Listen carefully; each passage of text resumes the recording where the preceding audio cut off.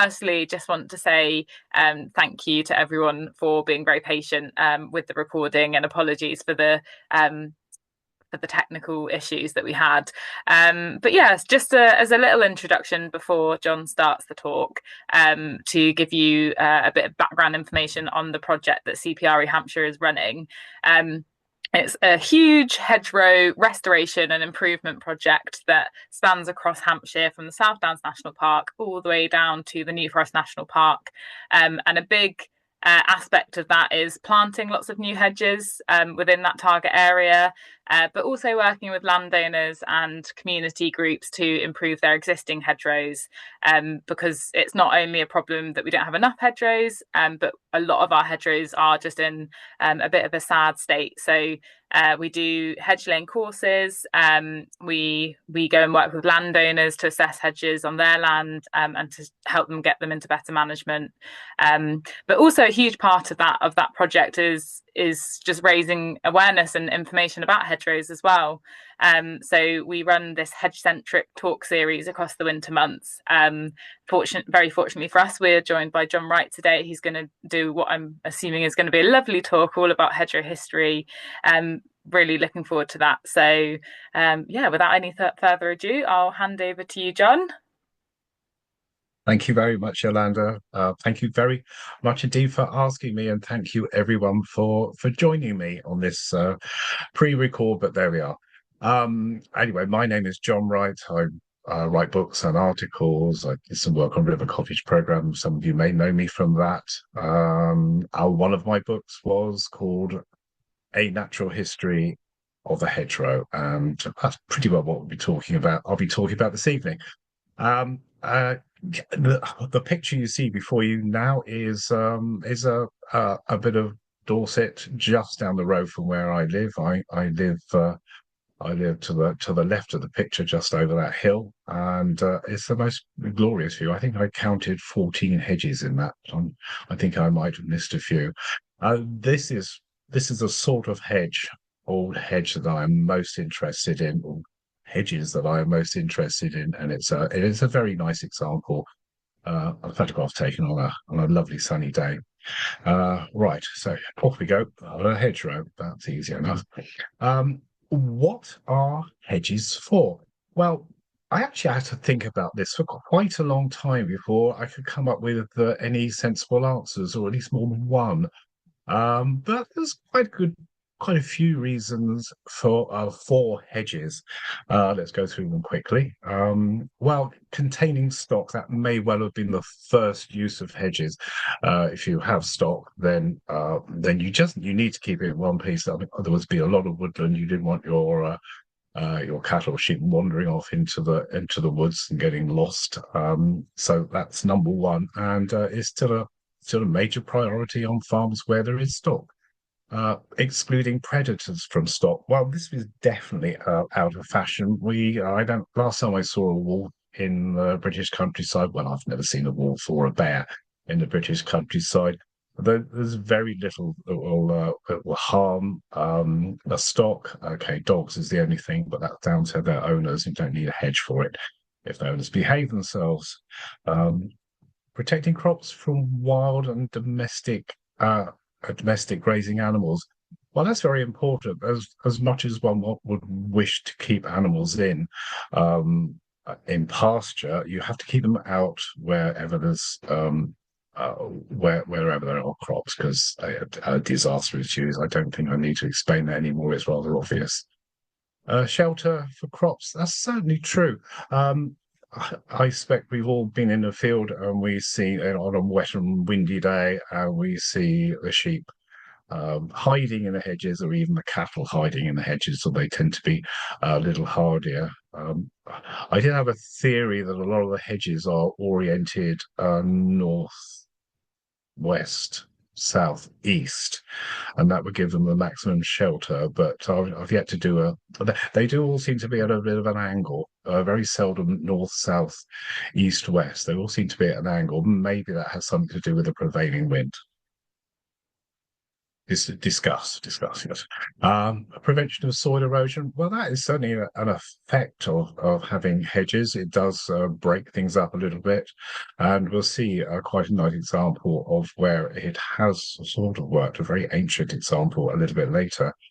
Um, as a resource for fuel, construction material, and food and medicine. I guess this is a part of my career. I was sort of known as being a forager. I wrote the Forager's Calendar and three books on foraging for River Cottage. So the old food and medicine thing is high up on my list of reasons to visit a hedge. They are of great use. And of course, in the past, the timber, often from I would call agricultural coppice trees.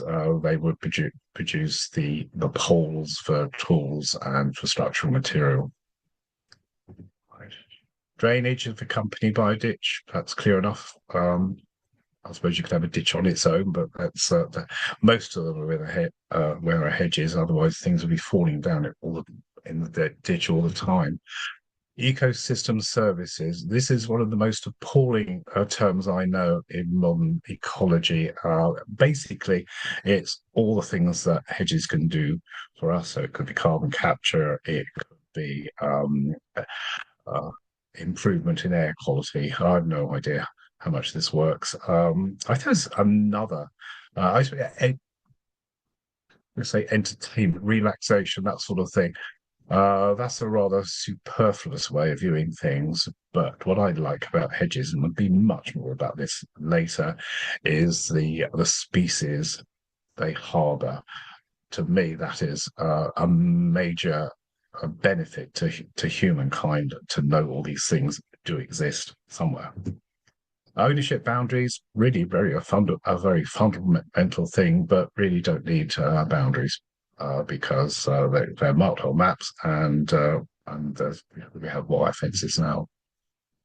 Which leads me to this question: what are hedges for now? I think quite a few of the things I mentioned in that list are no longer require a hedge. We can do most of those things with a length of wire. It could be barbed wire or it could be an electric fence. Hedges, in a way, are obsolete. They are things of the past, but what glorious things of the past they are. Public utility, that's the same thing. Slide should have been there. Let's have a look at it. This is Devon, probably the most possessed of hedges in all the counties of England. This is taken from, I think it's from the northeastern slopes of Dartmoor, looking over the glorious hedges that are still there. Quite a few of them have been lost, but really that's not bad. I think most of us would be happy with this amount of hedges. It's sort of more trees than grass almost. Um, yeah, I back to this idea of there being these things living there, these amazing things that live there, uh, biodiverse habitat, species reservoirs, and distribution corridors. And I guess this is at the top of the mind of people with the plan of this connected hedge network in the south. But there'll be much more about that later. Right, a little bit of history. How long have hedges existed? Well, they were first created first time anybody wanted to clear an area and put some stock in it. There was various ideas. Part of the reason for clearing an area was to produce a little bit of grazing, but also not so much for domestic animals, but to bring game into a clearing where you can catch them much easier. Uh, these things would have been asarted. These asarted means an area is cleared within a woodland, and you can see some of these are still mostly in Devon, where the field is rather rounded. Because if you're going to uh, cut down a lot of trees to make a field. The easiest way is just to advance into the wild wood and cut it down so that you often get these curved boundaries. Not so many curved hedges anymore, but they do still exist. How long? Well, it's very difficult to say. I spent ages and ages trying to find out. But let's have a look at. Well, let's go back there. But it certainly goes back. They certainly go back to the Bronze Age. It's unquestionable that they are Bronze Age origin. Maybe some in the Mesolithic period. Would have been the first type of hedge. It's a dead hedge. I can't remember where this is. I did see one in Kensington Gardens in London. It's a very odd place to find a dead hedge, but it's quite a good idea because it's a very good habitat for all sorts of creatures, mostly invertebrates, of course, but also fungi. Basically, this is a linear pile of wood cleared from woodland or through thinnings. So this would have been an integral part of a salting, and it is very likely that the original hedges were these dead hedges. If left long enough, they can well harbour growing trees, which could later form a hedge as we know it today. This is this old field. This is Bronze Age. This is Valley of Stones, which is about 10 miles from where I live in Dorset. It's the most exquisite place, and you can see what I've given it quite a bit of thought. What I must assume were once hedges. These are clear banks, and I suspect that's all I can do. Suspect that they were hedged as well. In some of these fields, you can see the problems with erosion, where the exposed soil exposed through ploughing has gradually settled and sort of piled up against the lower bank of the hedge. So this is a rather beautiful place, Valley of Stones. Do visit it one day. I'm sorry about the distortion on this. This was taken on my drone. I do have a picture. I did straighten it out once, but I cannot find the straightened out file. This is 2 miles from my home in Dorset. These are teeny tiny hedges. A lot of them are really tiny. Um, this was visited by Oliver Rackham, and I'm sure many of you would have read Oliver Rackham's book. He was one of the greats, and the greats in natural history writing. He was an expert on trees. I was due to go on one of his courses at Kinkham, which is where this is, Kinkham Meadows in West Dorset. And I was due to go on one of his walks a few years ago, but sadly he died before he turned up. So I kind of missed that. He said he didn't know what these hedges were. He could not date these fields. I think he probably thought they were Bronze Age too. So these are still extant Bronze Age hedges, or at least could be. They certainly show all the signs of being that. They could have been Iron Age. This is looking more directly down. Look at these tiny, tiny fields. This one, the one in the middle, is incredibly narrow. So some of these old fields were less than an acre. Less than an acre. I think this the one we get to see right at the minute is around about an acre. I think we've already done that. I spoke to Yolanda earlier. I said I've got one slide to remove because it's superfluous, and that was the one. Uh, it's often thought that we've lost, and we'll come back to this shortly too. We have lost an enormous number of hedges in Britain, and undoubtedly we have. But there was a massive part of central England. I'm sure you know this. Perhaps you did it at school when you studied the feudal system. I know we did at my school. I fell asleep most of the time, but I do remember being told about the open field system, and this is a stylized map of a typical manor, or probably now parish, where the open field system takes place. This was a massive area, so-called champion land from the French, just means fields, and and basically they had no hedges in them. These were massive fields that often three fields, rotation, fallow, spring sowing, autumn sowing, a little bit of pasture, some meadow, the waste where people collected wood, and so on, because there weren't any hedges to get it from, and a few other things, and some closes at the bottom. I don't know if you can see that. That would have been little enclosures. Most of central Britain was going right up into Northumberland. It stretches all the way down through the middle of England, excluding Kent. I think we had some in West Dorset, but not so much. Um, these these didn't have hedges. So what hedges we have there now, not that they're necessarily all that good hedges, they were enclosure hedges. Most of this, it went on for centuries and centuries in closure, where land, common rights to land was gradually removed from the common people.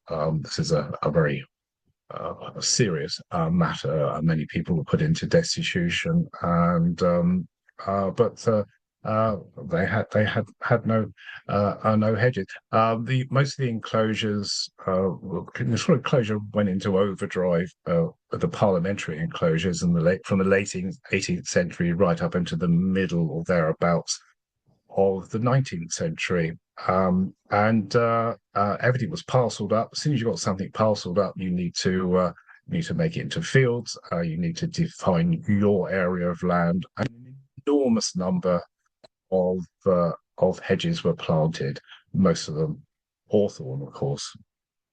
Uh, so I do wonder about people worrying about the loss of hedgerows in central England. I did spend some time up there laying a hedge, which you'll see later, just not far from Oxford. Right. This is another map. This is a real map of a real place. This is Laxton, which is still in existence, and that is in Nottinghamshire, as you can see. I did take the trouble to visit it while I was writing the book, and it is the weirdest place because it's just low, flat land. There is not a hedge in sight. There is not a hedge in sight. There was woods around the edge, but that was it. There was not even a hedge along the roadway into it, so it's quite an extraordinary. So it's kept almost as a monument. It is a monument to the past, but it is a working farm. I suspect they get very good subsidies from the government to maintain it how it is, and rightly so. My book did cover walls as well. So these are dry stone walls, of course. These were undoubtedly enclosure period. That's where the land was parceled up, and very neatly so. Generally speaking, if you see anything that looks like that, you know it's an enclosure hedge or dry stone wall. Oh, by the way, I've got the word enclosure at the bottom. I tried to make the differentiation in the book, but my editor wouldn't have it. There's a difference between enclosure and enclosure. And enclosure is what we see here is walls surrounding an area of land. And enclosure, however, is the loss of the common rights. So one's a legal term, one's a physical term, practical term. By the way, I haven't shown this slideshow for quite a long time. I did go through it earlier, but generally speaking, every slide will be as much of a surprise to me as it is to you. So, types of hedges.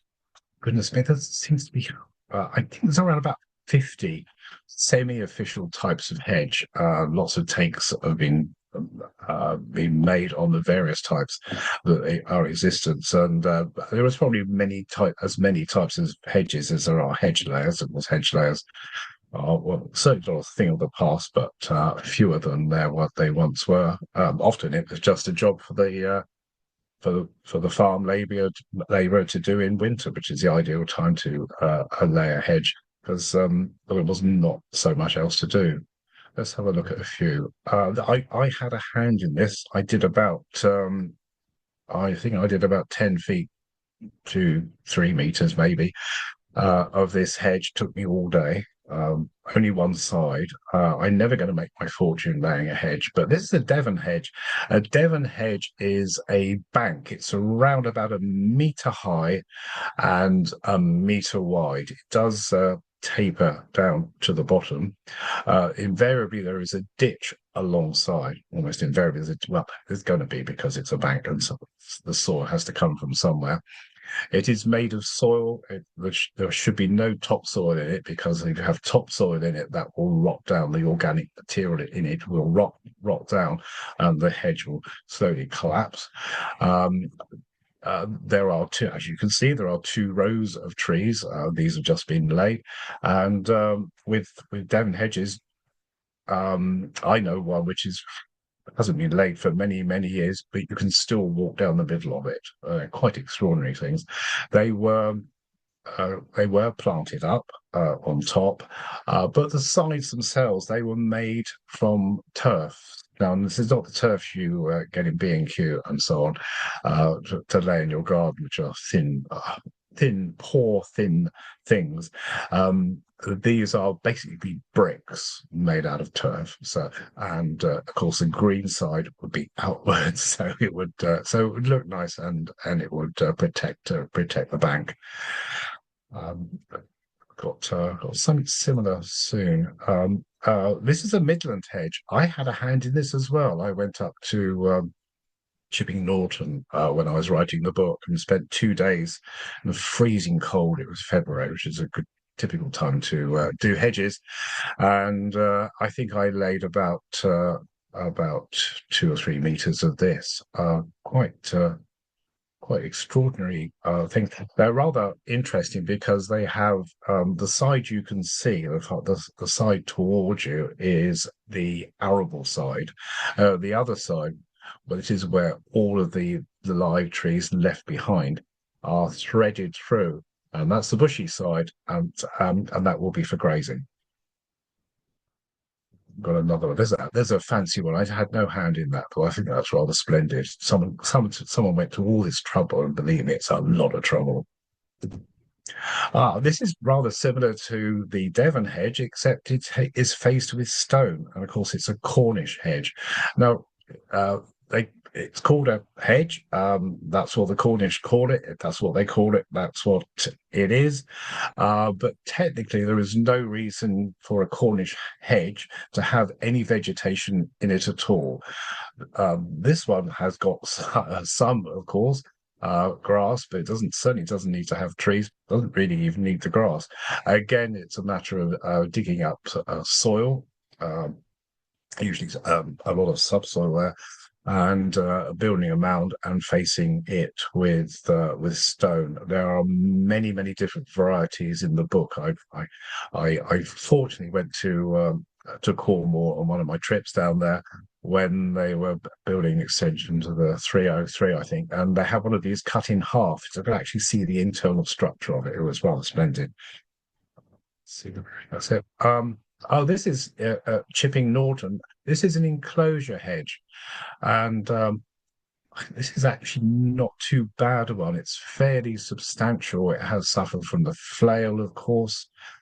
It's questionable what is in there. It's probably pretty well monoculture hawthorn. I don't really know. We'll perhaps come back to that later. Yeah, this is what you often see now. This is a few hills to the east of my home. And this is kind of what you end up if you take the whole business with a flail that little bit too far. There is hardly any hedge here.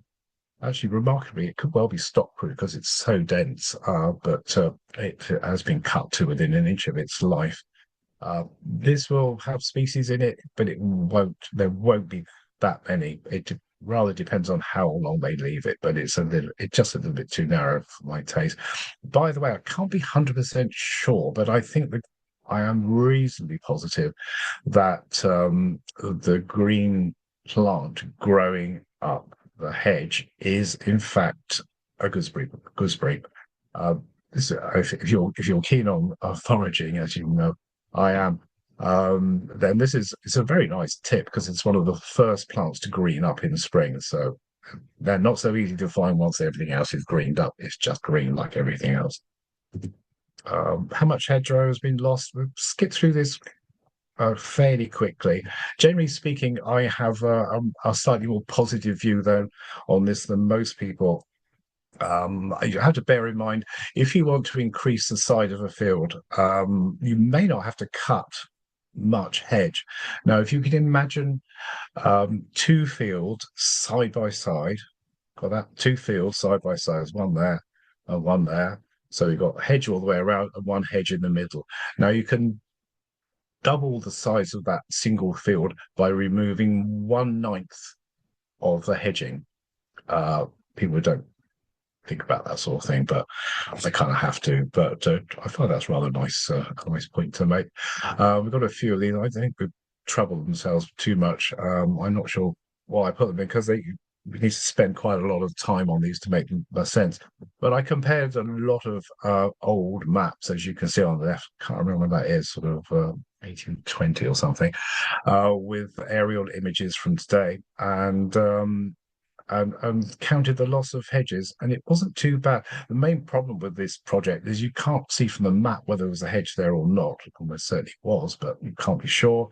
And indeed, you can't always be sure in the aerial photographs either. There's a few of these, but we'll skip through them. Called Lincolnshire. Um, these were a lot of Lincolnshire never had hedges because it was drained land, so you can't really expect them there. Incidentally, I spend a lot of time looking up the distributions of various plants. This is nothing necessarily to do with hedgerows. And Lincolnshire seems to be a barren wasteland with very, very few plants at all. But of course, it had no reason to have them because what was there before, if there was anything, would have been water, wetland plants, be sedges and rushes and things. That's another, as I think, one. You see, it hasn't changed in a very, very long time. Wiltshire, Dorset. Okay, I'll skip past those. Oh gosh, I've got those. Some hedges appear to be lost, but they're not. This is a nice beech hedge, which I suspect was a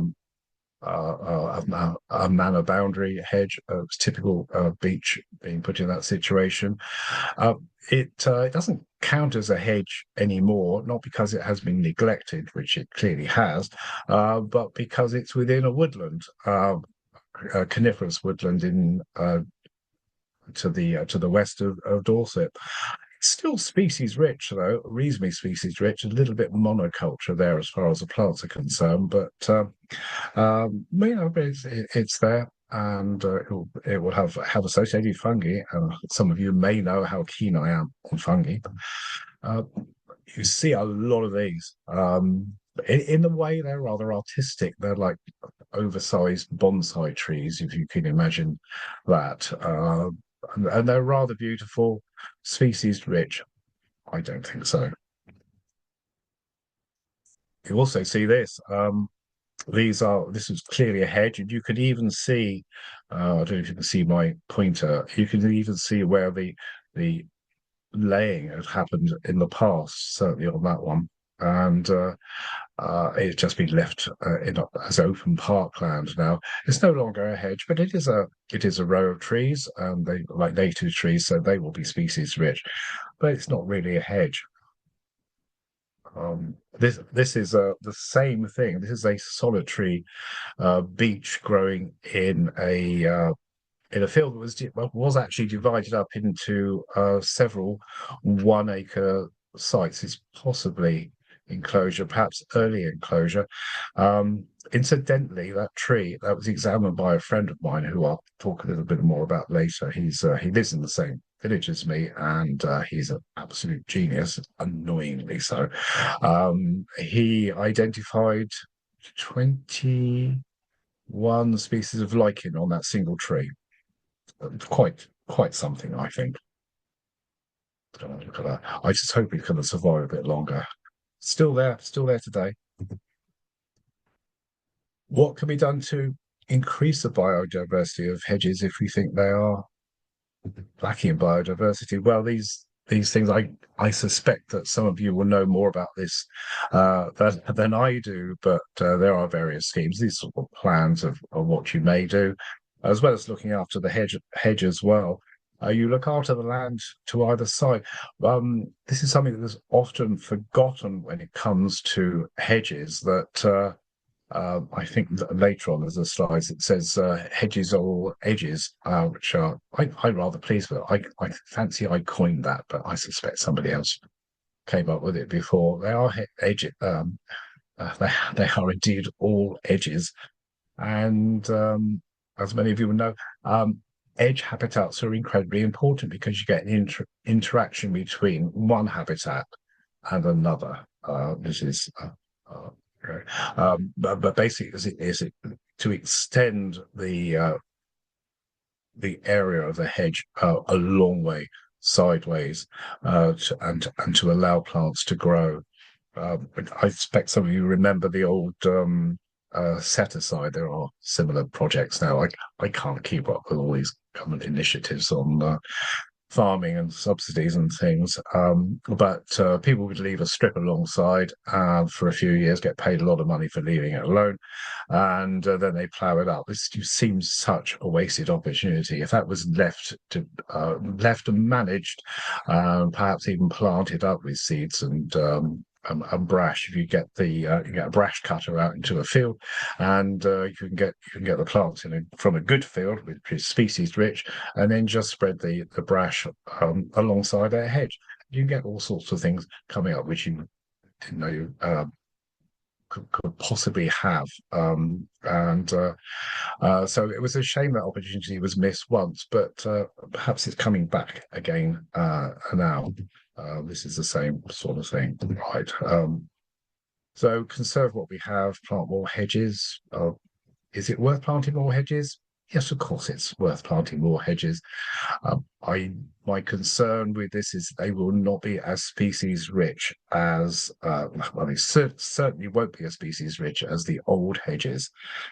I did a little bit on Radio 4.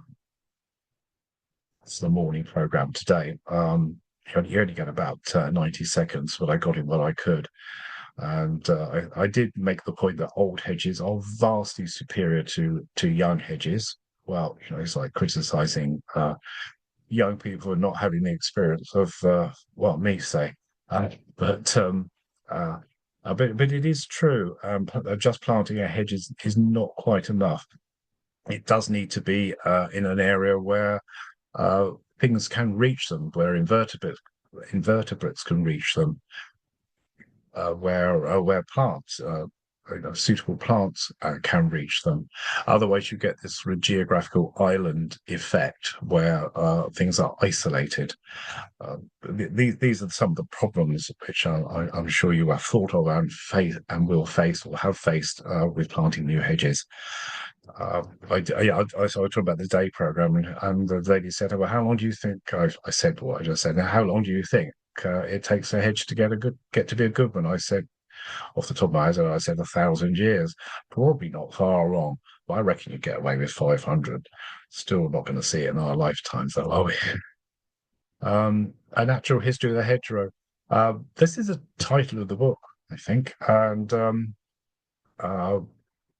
I really I had to write that up. There is a little story behind that. I did agree to write a book on hedgerows for Profile Books by publisher, and I was going to write a bit about the history and a bit about the management of hedgerows and a few other things, and a little tiny bit about the natural history. And then they sent me the cover design, and it was called A Natural History of the Hedgerow. And I said to my publisher, I said, I wasn't going to do anything much about hedgerow. He said, "We've done a bit, haven't you?" I said, "Well, a little bit." I had 2 months. It was about 2 months before it was due in. And he said, "Well, it's got to be that. They'll be fine. It'll be fine." I didn't think it would be, so I had to up my game dramatically, and suddenly write an awful lot about the natural history of a hedgerow. Well, I think we'll come to my saviour in this matter later. But is there a natural history of a hedgerow? I don't know if you're familiar with the National Vegetation Classification System, Broadwell, and all that. They in one of the books, there's a 5 volume set. There is that he does talk or describe. He doesn't talk about it. He describes the natural history of the hedgerow, but really, I felt there wasn't one. Indeed, there are very many. There cannot seriously cannot be many British plants that have not made their way into a hedgerow at some point, or rather, hedges or whatever. I knew it was there somewhere. Um, yes, this back to this complexity. I don't remember writing this, so I can't remember the details, but 65% of species found in hedgerows use two hedge components. When it says components, it means other species, and this is this whole interaction thing. And the more you get, the more you get. So, what can be found in a hedgerow? This is a nice hedgerow that's in a just outside a village. Next village due east of me in West Dorset. My friend of mine owns this bit of land, and these are two hedges. These are not woods either side. These are hedges. Clearly, they have not been laid for a very, very long time. But my goodness, these are going to be very species rich indeed. This has been left alone. It has had centuries and centuries to develop. Now, this doesn't look particularly um, engaging. It looks rather a dull uh, roadside bank with scattered trees and a hedge which is has been laid. I think it's well, it's still. I think the hedge hasn't properly grown up. But I went down there with my friend who I mentioned earlier, the lichenologist, and unfortunately, he's not. Well, I say unfortunately, he's not just a lichenologist. He's a bryologist. Knows more about plants and birds than ever I will. But we went for a walk along around at about 100 meters, which is about what you can see here. We walked along that on the day this photograph was taken, and he identified 100 species of plants in those 100 meters. That's quite something to be able to do in the first place, because the grasses were not in flower. Identifying grasses are not in flower, or even in flower, is not an easy task. But he was clever enough, experienced enough to be able to do that. That's an extraordinary number of species. Uh, I got a few more of his joys later. Now, this is Rob Walton. He was the one who kind of saved my bacon, rather, with uh, the title of my book. I was panicking over this, and I was talking to a friend, and they said, "Well, Rob Walton." Dr. Rob Walton, he's published something in British Wildlife. It's about a hedge in front of his house. I think there's a photograph here. Here is Dr. Walton's hedge, and he took me along it a few, what turned out to be weeks before my book was due, and showed me this hedge. It has a ditch; it's a little overgrown now, and he had surveyed it for 2 years, uh, collecting plants, looking at plants, studying insects, did a few fungi as well, and on various other things, and had them identified if he didn't know if it was not his specialty. There's quite a lot of things that weren't his specialty, and many more that are not mine. But there was things about the parasitic I can't say Echinumid wasps, things like that. They were sent off to Natural History Museum for some clever chap or chapess to identify. By the end of the 2 years, he had found no less than 2,200 species in that single length of hedge. Now, it's a very good hedge. It's got a ditch. It's a Devon hedge, so it's substantial. It has been treated reasonably well over the years. Perhaps most important, it is within an area where there are other hedges which are equally, or at least almost, as biodiverse as this one. So organisms can have access to and can come into it. Um, I got so excited when I read his article, and very excited to meet him. Very charming and helpful, and it's rather changed my life because it's I'm writing a book about grasslands now, which won't be due out till next year, but that sort of takes the same view of grasslands as I took with hedges in my hedgerow book, that we don't realise how much is there. That people worry a great deal about what they lost. What they do not consider is what we still have, and we have a lot, I promise you. Just a few things in hedgefield rows. This is I found this in a dead ash or nearly dead ash tree some years ago. That's Pluteus leonis. I think there's a couple it could be. Oh, this is remarkable. This was growing in alongside a hedge on a dead nettle stem. I took this photograph, and it's a bit fuzzy, but quite frankly, we're lucky to get it at all. Those cups are around 1 to 2 millimeters in diameter. That's the name of it. Laccanella villosa. It's one of the cup fungi and ascomycete, no doubt. Oh, actually, I think it's a basidia, which is rather unusual.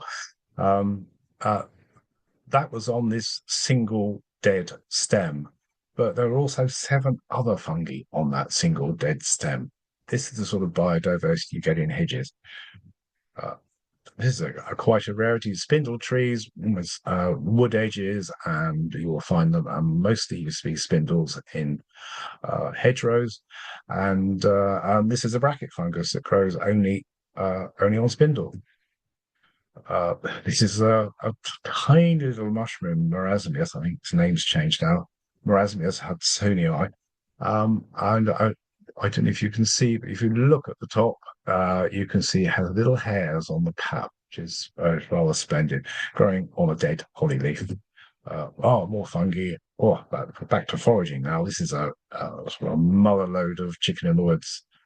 I got rather, I'm rather fond of the microfungi. Incidentally, if you're interested in microfungi, there is a famous book by, oh gosh, me, the name is gone. And I was actually at the launch party 20, 30 years ago, it must be now. Ellis and Ellis, there we go. Microfungi on land plants. Very easy to identify microfungi on land plants because all you need is that book. And if you look up the plant it's on, I presume this is a bramble.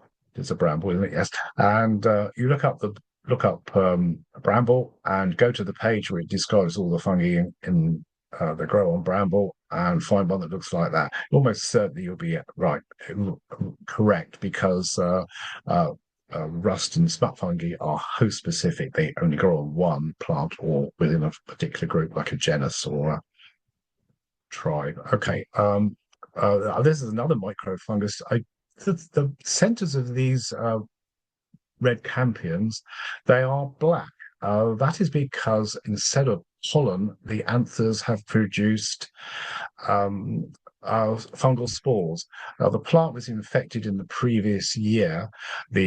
All the aerial parts of the plant, it's a perennial plant, all the aerial parts of the plant were infected by this fungus, and they make their way into the male flowers, into the anthers, which was the male part, and infected to produce spores, which are then transferred by wind or perhaps insects to other red campions. It's post-specific. And the fascinating thing about this, and I cannot resist telling you, is that if it lands on a male plant, that's fine because they have anthers and they will be able to become infected and produce spores next year. If it lands on a female plant, they don't have anthers and they can't. What the fungus does is force the female campion to turn into a male, which I think is quite an extraordinary thing. This is a gall. I'm very keen on galls. With galls, it's just the same as with microfungi, host specific. So if you get the sort of major book on this, I can't remember the name of the author. Just look up the species of the host, and you will have a list of some pictures of all the galls that can grow there. I expect you will know that this particular one is a wasp, a gall wasp. And it makes these little structures, these incredible structures, really. Effectively, they are fortified nurseries. They even supply the grub with food. This is another one, but this is a fungal gall, Tophrina pruni, the pocket plum gall. Well, splendid specimens there. There's a more gall, of course, oak trees, which we get a lot of in hedges.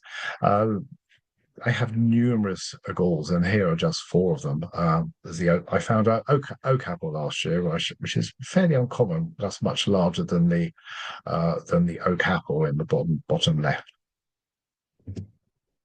One more. This is on Jemanda Speedwell, I think. It's rather splendid little thing. That's a midge gall. Back to Brian and his genius.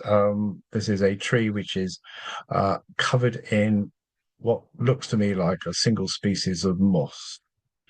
Um, uh, this is the list Brian came up with. Oh, I think he rattled them out using his loop while we were in the field. So there are one, two, three, four, five, six, seven mosses and one liverwort. The liverwort in this case looked very much like a moss to me, but that's my ignorance for you. Again, this isn't a hedge. This is a tree in a hedge. He did the same with a lichen. Yes, I can see there's more than one lichen on there, but how many? Well, we've got one, two, three, four, five, six lichens, three mosses, and three liverworts. That's the biodiversity you get in something that's been left alone long enough. Finally, this rock, which was down in Purbeck, was one of the walls. It fallen off of one of the walls, and I saw it had some lichens on it. I said, "Here you go, Brian." And he got his loop out, and while we were in the field, he just looked at his loop, turning the rock around in front of him, and that's the species list of rocks of lichens he got on that single rock. That is all from me. That is the last slide. We're back to the beginning. I hope I have given you a very good idea of why I like hedgerows. Certainly, they are beautiful. They are exquisite. Exquisite structures, man-made structures, which have